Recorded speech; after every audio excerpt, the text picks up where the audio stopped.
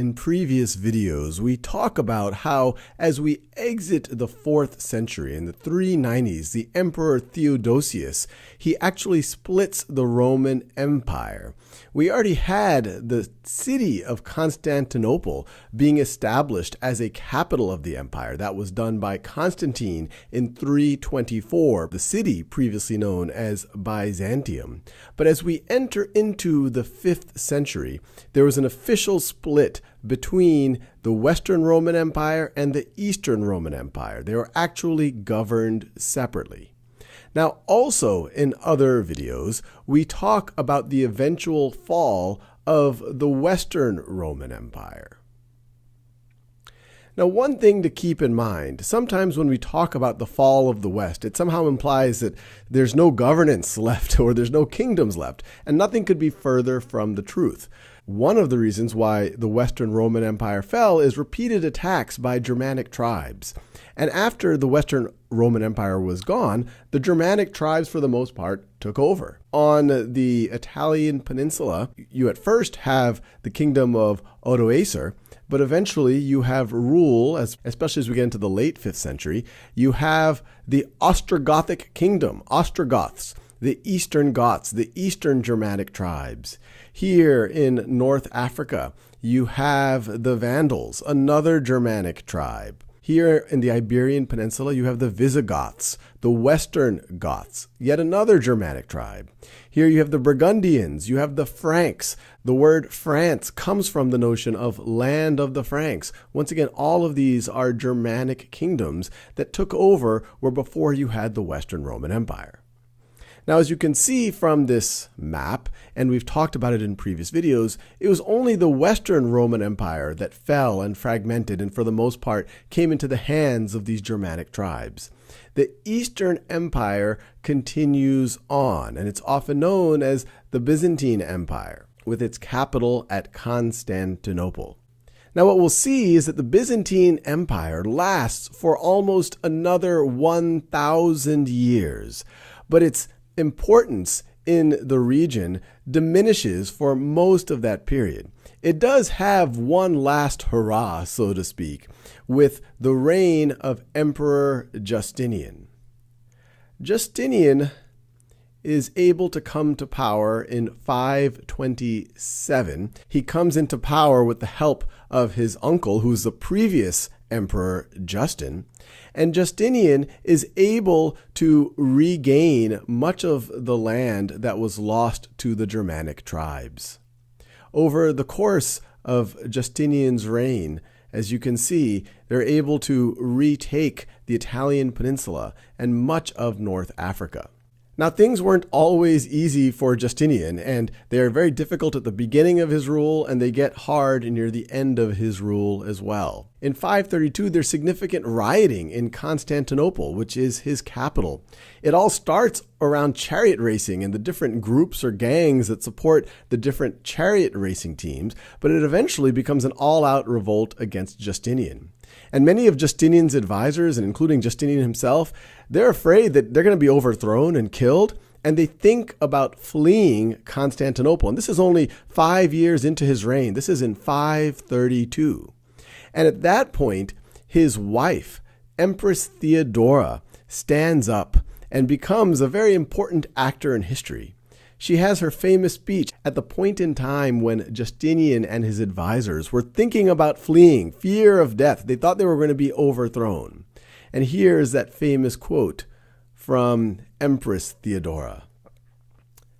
"The present occasion is too serious to allow me to follow the convention that a woman should not speak in a man's council.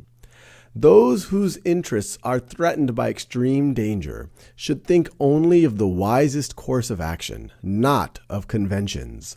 In my opinion, flight is not the right course, even if it should bring us to safety. It is impossible for a person, having been born into this world, not to die. But for one who has reigned, it is intolerable to be a fugitive. May I never be deprived of this purple robe," the purple robe signifying royalty, being an empress, "and may I never see the day when those who meet me do not call me empress.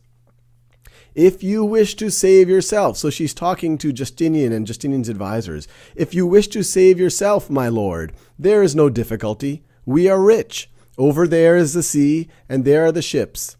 Yet reflect for a moment whether, when you have once escaped to a place of security, you would not gladly exchange such safety for death. As for me, I agree with the adage that the royal purple is the noblest shroud. So she's saying I would rather die as an empress than try to be a fugitive and just try to live my life, the rest of my life, somehow comfortably. And she's able to convince Justinian, and they're able to put down the uprising quite brutally, killing 30,000 of the people who were rising up against them. Now, during that uprising, much of Constantinople is burned, including the main church, the Hagia Sophia. And it was under Justinian's rule that the Hagia Sophia gets rebuilt. And it still exists in what is now Istanbul today. Constantinople eventually gets renamed Istanbul once it's conquered by the Turks. And it eventually gets turned into a mosque, and today it is a museum. The Hagia Sophia literally means holy wisdom. You might recognize the word Sophia from philosophy, which literally means friend of wisdom, philos Sophia. Now, perhaps what Justinian is most famous for is his attempt to better codify a set of laws. The Roman Empire, of course, always had laws, but Justinian got legal experts to go and collect the laws of the land, to make them consistent, to throw out the laws that are inconsistent, to add new laws as necessary. And he did this over his entire reign, and he spread them. And they are often referred to as the Code of Justinian. And they would have an influence on the Byzantine Empire for the next 900 years, and even some influence on some relatively modern schools of law. Now, as I've mentioned before, the reign of Justinian is considered really the high point of the Byzantine Empire. And even as we get into roughly the second half of his reign, things start to slide downward, and over the next 900 years are just in a state of decline. Starting in the 540s, there's a significant plague in the Byzantine Empire. Some accounts I've seen show that roughly 40% of Constantinople dies. Significant chunk of the population of the Byzantine Empire dies. And that makes it more susceptible to attack from the various Germanic tribes.